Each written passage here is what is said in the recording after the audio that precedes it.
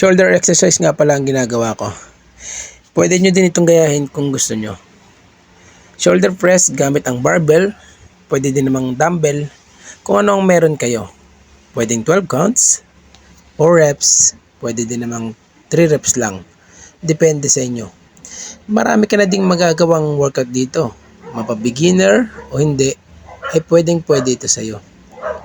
Kagaya mo, busy din ako, hindi makalis para makapag-gym sa labas. Kaya gumawa ako ng paraan para kahit sa bahay lang, makapag-workout pa rin ako. Magsa-summer na naman, aabot ka pa. Kaya ano pang inaantay mo? Simulan mo na ang fitness journey mo. Kaya kung gusto mo din ng product na kagaya nito, mismo, andyan lang ang yellow basket sa baba. Bili ka na, baka magtaas pa ang presyo nito.